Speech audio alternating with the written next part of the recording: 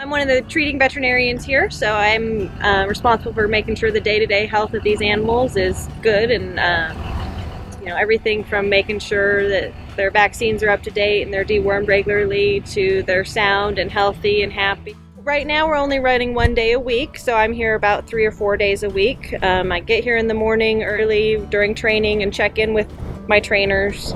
I get here and I say, you know, how are things going? How's that horse that had a cough last week? You know, how's that horse training?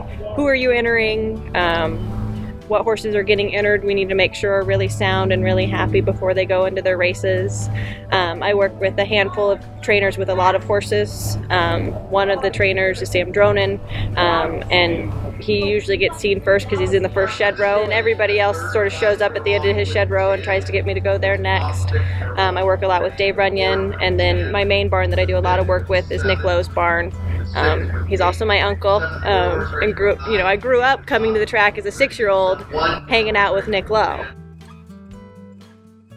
I really got started being excited about racetrack work when I was a little kid. I started coming to the track, Salem Lone Oaks track, when I was about 6 years old. I'd come and I'd see my uncle, Nick Lowe, and my aunt, who was a equine track veterinarian at the time, and kind of got hooked. And Nick has taught me and Meg has taught me a lot about horses and what racing is all about and how to take care of these horses, you know, emotionally and physically, and how to do right by the horses. And so I grew up and kind of went away for a while and did my undergrad and went to vet school and circled back around and, you know, came back to work in this area, and then I got to be a track veterinarian, and I really enjoy it. And I, you know, get up in the morning and come down now and go to Nick Lowe's barn, and we go over horses, and it's come kind of full circle.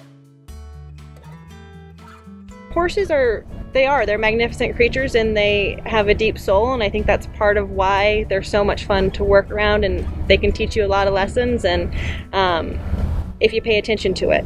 And so when you know when a horse is happy training, they're right. They're not sore, they're not you know, underfed or worried about nutrition.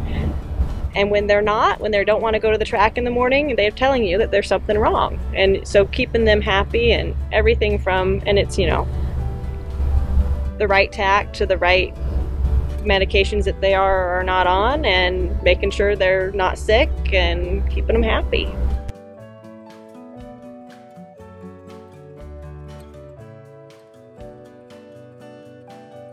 A lot of these horses do well because they enjoy what they do. And most of the trainers and most of the people around here understand that when the horse is fit and right and happy, they're going to perform the best. It's just like a basketball player plays basketball because they like it. Horses that do well, it's because they enjoy what they do. A lot of these horses, when they get, you know, tacked up in the morning to go train at the track, are coming out of their skin excited to go to the track, and they really enjoy what they're doing, and they enjoy, you know, the whole process of it. And, you know,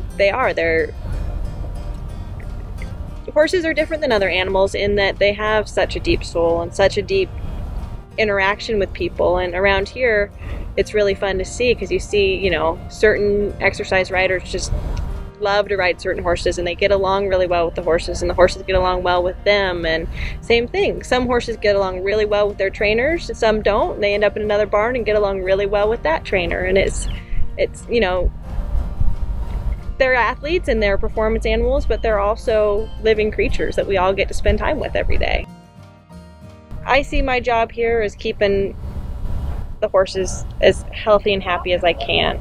And horses, sometimes a horse doesn't run very well in a race, but it comes back to the barn and it's still okay and happy and, you know, ready to train the next morning. And, you know, that's what I do. You know, that horse didn't get sick, and it's sound and it's happy. And of course, you know, everybody wants their horses always to win, but having a barn full of horses that's really happy and healthy, that's what it's all about.